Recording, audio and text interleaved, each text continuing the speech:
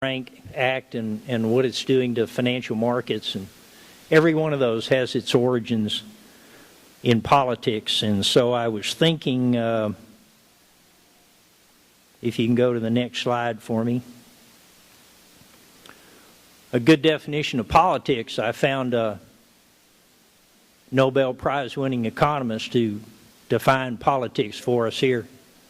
Politics is the art of looking for trouble, finding it everywhere, diagnosing it incorrectly, and applying all the wrong remedies. I just love that because it's just right on the mark. I don't know how many of you remember Groucho Marx, but he was quite a character. But apparently a fairly intelligent observer and commenter on American life. Let's go to the next one. I wanted to address 4 different questions here tonight, and in doing so, we'll kind of touch on some of those things that Mike read so capably from that slide. So question number 1 is, how's the recovery coming? If you aren't aware of it, the recovery officially started in June of 2009. Mr. Obama seems to think it's coming along nicely. Number 2, whatever happened to bipartisanship and common ground? One of the most common laments that I hear from people is, I don't know why the people in Washington just can't get along together and compromise and get things done for us. And so I hope when you leave here tonight, if you don't have an understanding of why this is not only not possible, but why it would be absolutely deadly for us, and that a lot of our problems, in fact, come from the degree of bipartisanship that does exist, that has defeated many of the efforts of concerned legislators to try and turn this ship around. Number 3, how does the debt ceiling represent ideas and values? I don't think any of that came out in the recent debate over raising the debt ceiling. And there are a couple pieces of legislation that I wanted to talk to you about. Most of you, I know you're very well informed, so you probably already know about this. And fourth, something that I have wondered when I hear some of the things that are said in Washington, D.C., is whether or not the laws of economics that I learned many years ago have been repealed, and I just didn't get the email. So if you're like me, when I hear the things that are said, for example, about the debt ceiling, when I hear the Secretary of the Treasury, this is not supposed to be and has not historically been what you might call a political position. Secretary of Treasury is a very serious job, and presumably the people that are appointed to that position are serious people, and they have the best interest of America at heart in running the Treasury.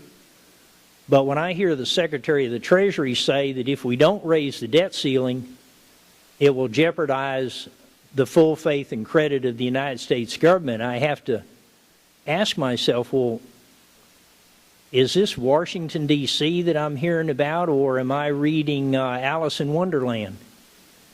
I mean, am I the only one that feels that the common sense that we relied on for so many years has been turned upside down? And so I wanted to offer you, let's go to the next one, a bit of comfort if you're one of these people like myself and you feel that everybody else seems to buy into that and you feel that maybe you've lost touch with reality. I wanted you to go back just a little bit in time to 1776, publication of The Wealth of Nations by Adam Smith. Fairly smart guy. And, well, back up one for me, if you will. There you go.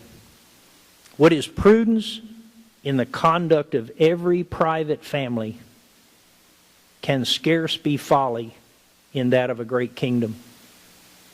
So what he was telling us is, look, the things that you teach your children to help them be successful, pull their own weight, be responsible, end up with a decent job, have a good marriage, the things that you teach them are not folly in a great kingdom.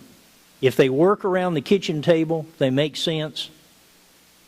They'll make sense for a nation of kitchen tables. So it's just a little comfort if you've sometimes felt that you were out of sync. I don't think it's you, and I sure don't think it's Adam Smith. I think it may be the Secretary of the Treasury that's out of sync. But I'm going to talk about that and a couple other things, and I hope you'll indulge me here. I've been a teacher for about 40 years, and so I've been to presentations where basically they told me things, and I'm going to do a little bit of that tonight, but I'm going to slip back into the teacher mode because some of these things I'm convinced are not fully understood by people at the ordinary level like we're in, and I know they're not understood by the people in Washington. And so I'm going to do a little Economics 101 as we go along here, if that's all right. If you already know that, you can kind of doze off. Let's go to the next one. There are two main indicators of economic welfare that macroeconomists, macro just means big picture, whole economy, look at in order to ascertain the health of the economy. And one of those is production, the other is employment. And of the two, probably production is the most important. And you remember, may have learned this in school, that the single most important measure of production is called the gross domestic product. It's called gross. It's got the word gross in it because it means it covers everything. It's got the word domestic in it because it refers to what is being produced inside a particular country. It's gross domestic product.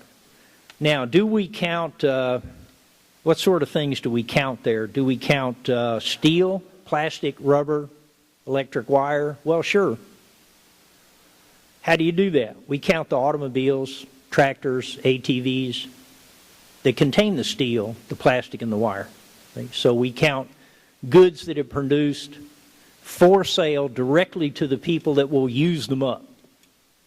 So automobiles contain all those products, and we count the value of those products when you buy the automobile, when it's produced, actually. What about things that business buys, like a computer-controlled machine tool used to produce metal parts with precision? We do the same thing there. Whatever went into making that machine tool, we count that when the machine tool itself is produced. So we don't count the automobile and the plastic. Okay, we count the plastic in the automobile. We count only things that move through markets. So if you're a homemaker, are there any homemakers here who are not ashamed to raise your hand? Good. My wife was a homemaker. Most important job in America. We don't count homemaker activities, even though they're very valuable, because they don't pass through markets. We don't pay our wives to do that, although that's been one of my wife's suggestions for many years. But right now we don't do that. So anything that doesn't go through a market, we don't count. Now, preparatory to understanding this picture, they say a picture is worth 1,000 words. But in economics, that usually means that you need to spend about 1,000 words explaining the picture so people can understand what it says.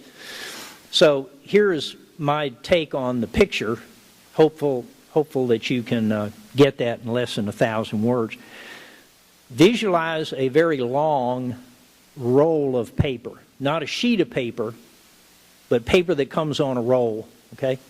And you unroll that paper, and then you take one of those heavy black markers and you start on the left-hand side, the beginning of the roll, and you draw a line parallel to the bottom of the paper. And then when you get to the end, maybe you draw a picture maybe 10 feet long. You just got this line 10 feet long, and then you label that year, okay? And then you go to the Bureau of Economic Research, which you could do tomorrow if you have a chance. NBER.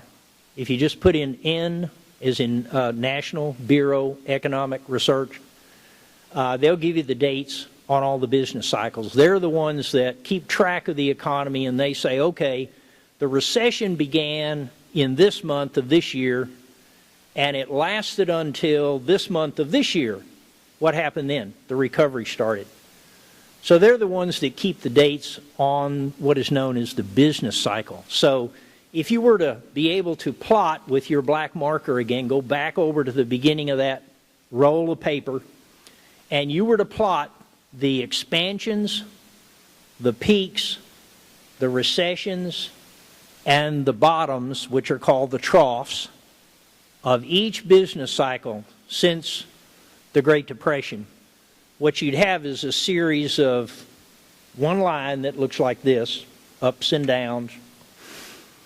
And if you were then ask yourself, well, which of those recessions that we had during that period were the worst?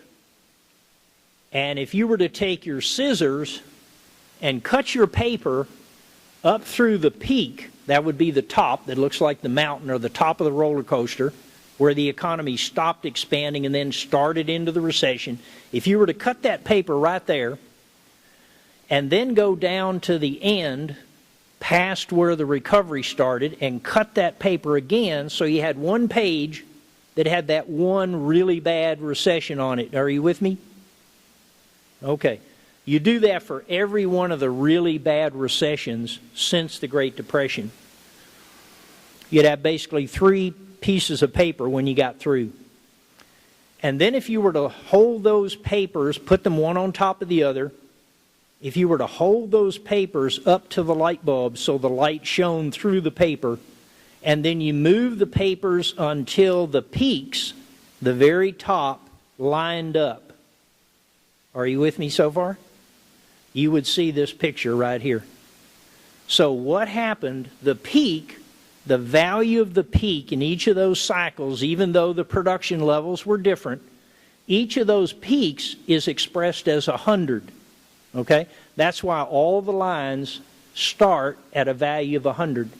That was the value of production in those 3 periods: 1973 recession, 1981 recession, and the 2007 recession.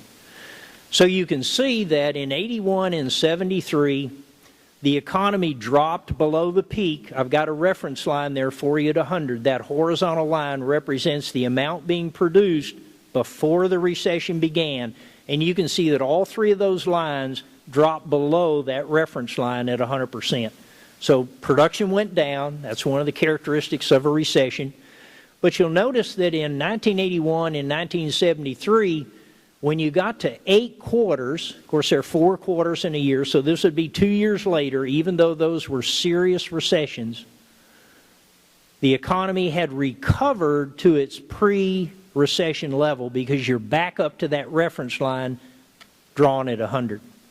In fact, if you looked at all the recessions, not just the bad ones, if you looked at all the recessions, the average recession since World War II lasts about 10 months. Now look at the line, the blue line, that's our current situation. It's the 2007 recession because the NBER said it started at the end of 2007. You'll notice that it took about 16 quarters for the economy to get back up to where it was at the previous peak. And now we're a little bit above that. If you look at the index numbers on the left-hand side, you can see that we're about 5% up where we were before the crash happened. Of course, we're now into almost 24 quarters, so that's taking quite a bit of time.